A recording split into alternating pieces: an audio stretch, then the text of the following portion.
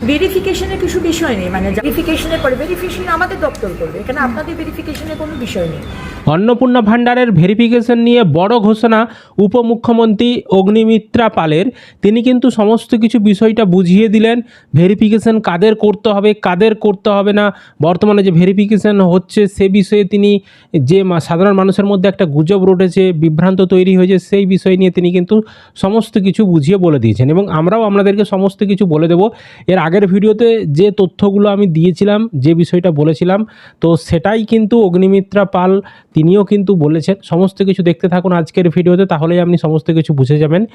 একটাই অনুরোধ, ভিডিওটি অবশ্যই বেশি বেশি করে শেয়ার করে দিন, সকলে যাতে সঠিক খবরটি জানতে পারে। আর এই ধরনের আপডেটগুলো সবার আগে পেতে চ্যানেলটিকে সাবস্ক্রাইব করবেন। ফেসবুক থেকে যারা ভিডিওটি দেখছেন পেজটিকে ফলো করে রাখতে ভুলবেন না। চলুন উনি কি বলেছেন সেই বক্তৃতাটা আগে শোনাচ্ছি, তারপর আমি সেটা বিশ্লেষণ করে আপনাদেরকে বুঝিয়ে দিচ্ছি। ভেরিফিকেশনের কিছু বিষয় নেই, মানে যারা লক্ষ্মীর ভাণ্ডার পাচ্ছিলেন তাদের নামটাই ট্রান্সফার হয়ে যাবে অন্নপূর্ণা ভাণ্ডারে। আপনারা 1000 টাকা বা 1200 টাকা পাচ্ছিলেন বা 1500 টাকা লিস্ট 1 মাস আগে পেয়েছেন, আমাদের সরকারে আপনারা 3000 টাকা পাবেন। যারা যারা সিএ এর জন্য অ্যাপ্লাই করেছেন তারা পাবেন, কারণ আপনাদের অ্যাপ্লিকেশনের রাস্তায় রয়েছেন, প্রসেসে। যারা ট্রাইব্যুনালে অ্যাপ্লাই করেছেন তারাও পাবেন, কিন্তু যাদের নামটা কাটা গেছে সেটারও ভেরিফিকেশন হচ্ছে, তারা কিন্তু পাবেন না। বাকি যারা পেয়ে এসছেন তাদেরকে আবার করে আমি শুনছি কেউ কেউ যাচ্ছে ফর্ম ফিল আপ করছে, আইসিডিএস কেউ কেউ যাচ্ছে ফর্ম ফিল আপ করছে, বা ডিএম অফিসে গিয়ে নাকি ফর্ম ফিল আপ করছে। এরকম ফর্ম ফিল আপের কিন্তু কোনো বিষয় নেই। সুতরাং let me make it very very clear, যারা লক্ষ্মীর ভাণ্ডার পেয়েছেন তাদেরই নাম ট্রান্সফার হয়ে যাবে ভেরিফিকেশনের পরে। ভেরিফিকেশন আমাদের দপ্তর করবে, এখানে আপনাদের ভেরিফিকেশনের কোনো বিষয় নেই। তো দেখতেই পাচ্ছেন উনি যেটা বললেন, এই যে ভেরিফিকেশন, এই ভেরিফিকেশনটা ওনাদের দপ্তর করবে, মানে অফিসাররা করবে, অফিসের স্টাফরা যারা করেছে প্রশাসনিক লেভেলে তারা করবে।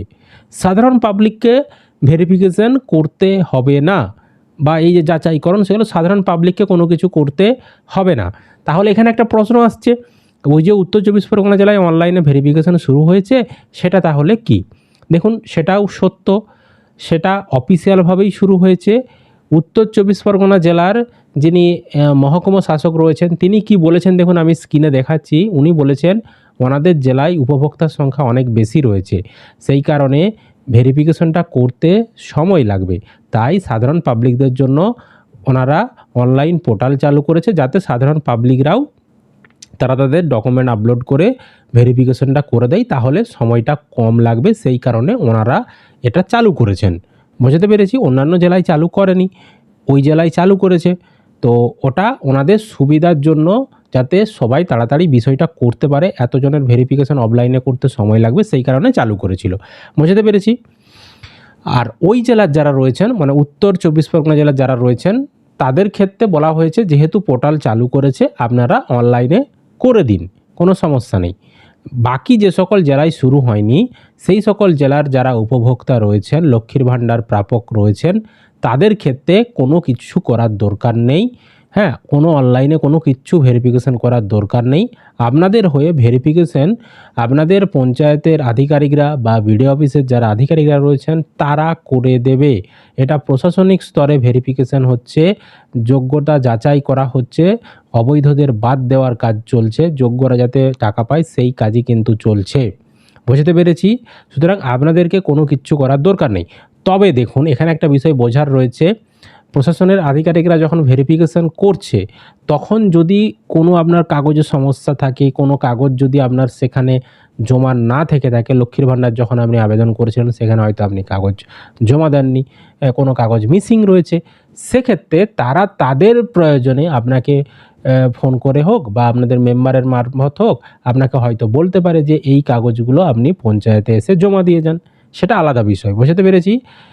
যদি কোনো সমস্যা থাকে সেক্ষেত্রেই বলতে পারে, যদি কোনো সমস্যা না থাকে তারা তাদের মতন ভেরিফিকেশন কিন্তু করে দেবে। আপনাদেরকে কোথাও ছোটাছুটি করার দরকার নেই, কোথাও কোনো কিছু কাগজ নিয়ে যাওয়ারও দরকার নেই। যদি আপনাদেরকে একমাত্র পঞ্চায়েত থেকে বা বিডিও অফিস থেকে বলে তখনই আপনি নিয়ে যাবেন।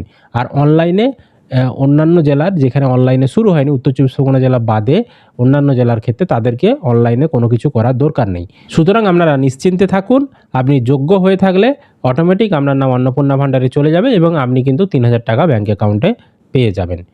তো অবশ্যই ভিডিওটি বেশি বেশি করে শেয়ার করে দিন, সকলে যাতে খবরটি জানতে পারে। আর এই ধরনের আপডেটগুলো সবার আগে পেতে চ্যানেলটিকে সাবস্ক্রাইব করে রাখবেন। আর ফেসবুক থেকে যারা ভিডিওটি দেখছেন পেজটিকে ফলো করে রাখতে ভুলবেন না।